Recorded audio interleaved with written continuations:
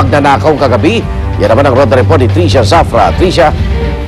Ginalugan ng Valenzuela Police at ng mga miyembro ng SWAT ang dalawang establishmento magkatabi sa MacArthur Highway alas 11:30 kagabi. Naalarma kasi sila sa tawag sa telepono ng may-ari ng dalawang establishmento dahil may mga di umano'y magnanakaw na pumasok doon. Takot na takot yung dalawang stay-in ng mga babaeng empleyado ng dalawang pwesto. Alas 11 raw ng gabi, sarado na yung kanilang binabantayan nang bigla sila makarinig ng mga kalabog sa ikalawang palapag. Pag-akyat daw ng isa sa kanila, nagsabog na at nakalabas na ang lahat ng kanilang gamit mula sa mga kwarto. Sa takot agad silang lumabas ng gusali at saka tumawag sa kanilang amo. Sa inisyal na investigasyon ng mga otoridad na pag-alamang nawawala ng cellphone at ng isang ATM card ng isa sa mga empleyada. Payo naman ng mga otoridad sa mga stay-in na empleyado sa mga ganitong pwesto, manatiling alerto at palaging mag-iwan ng isang gising at sa kanilang mga nagbabantay. At yan ang aking ronda report mula sa Valenzuela. Balik sa iyo, Igan. Maraming salamat, Tricia Zafra. Samantala mga kapuso, may panibago na namang Pinoy na nadagdag sa listahan ng mga nasawi mula sa lindol sa Christchurch, New Zealand. Kinilala siya ng mga otoridad doon na sila Lane Collado Agatep, 38 taong gulang. Kabilang ang bangkay nila Lane mula sa mga narecover sa Canterbury TV building at siya ng ika-4 na Pinoy na nakuha mula sa guho doon. 7 pang Pinoy na natrap sa parehong gusali ang pinaghahanap hanggang sa ngayon. Balitang sports naman po tayo. Sinimulan na ng ating pound for pound king Manny Pacquiao ang kanyang high altitude training kahapon sa City of Pines, Baguio City. Maaga pa lang sinimulan na ng ating pambansang kamao ang pagja-jogging ng 15 round sa Burnham Park. Tapos sinundan ito ng training kasama ni Coach Freddie Roach. Magaan pa raw ang mga workout ngayon ni Pacman pero lalo pa itong patitindihin habang palapit na palapit ang kanyang laban. Sa Mayo 8 nagaganapin ang bakbakan ni Pacquiao at 5-time world champion Sugar Shane Mosley. Yan. Yung advice ni Manny sa kanya, you train very well. Okay. Samantala, hindi iniinda ng Philippine football team na Azkals ang nanunuot na lamig sa Ulaanbaatar, Mongolia. Yan ay para sa kanilang pagsabak sa ikalawa nilang pagtutuos ng Mongolia Blue Wolves ngayong araw. Biruin niyo mga kapuso, ang temperatura po doon pumalo sa nangangatog na -11 degrees Celsius. Yan po ay yung may araw during the day. Pero sa kabila nito, puspusan pa rin ang Azkals sa kanilang training kahapon, lalo na at naudlot ang isa sa dapat ay 2 training na inilaan ng Mongolia para sa kanila. Naiwan kasi ang kanilang bagahe na naglalaman ng kanilang mga damit at training gear mula sa kanilang flight galing Japan. Todo training din ang 2 sa 3 Azkals na naka-base sa Amerika na sina Simon Greatbridge at Jason Sabio na hindi nakasama sa training ng Azkals sa Japan. At dahil naman sa mga problema sa immigration na stranded sa Beijing, China, ang isa sa mga Azkal defenders na si Ray Johnson.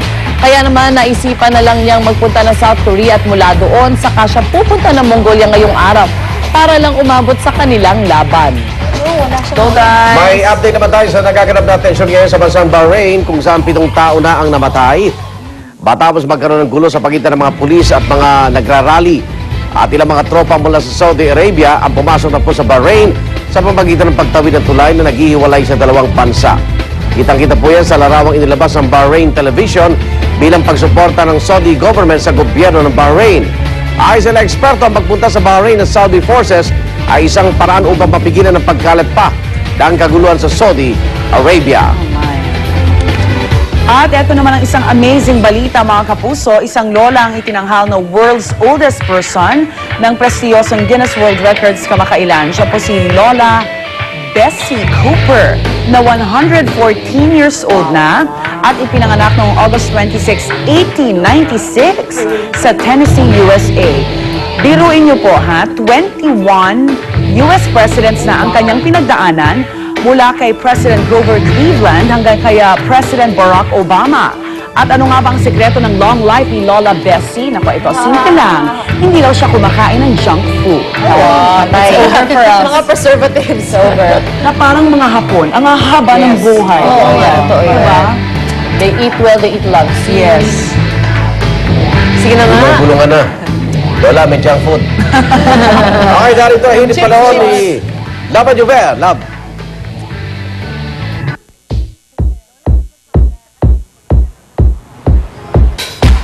Maraming salamat, Igan, mga kapuso. Tuloy-tuloy pa rin po pero medyo shallow na po yung ating low pressure area o namumuong sama ng panahon.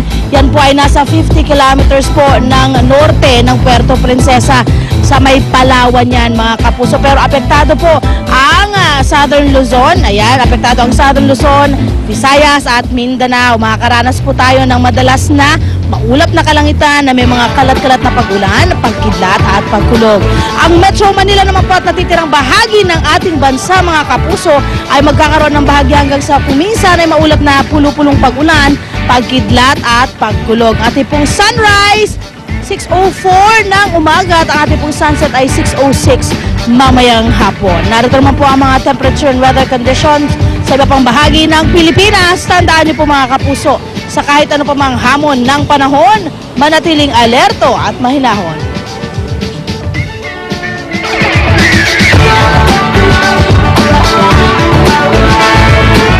Kaya para sa maasahang pagbabalita at kapaki-pakinabang na impormasyon, tutok lang dito sa inyong paboritong morning show. Ito ang Unang Hirit! Unang hirit, ang saya-saya. Unang hirit, unang hirit, unang hirit. I take good care of myself, so I take Golden Oats. It has calcium and folate for stronger bones.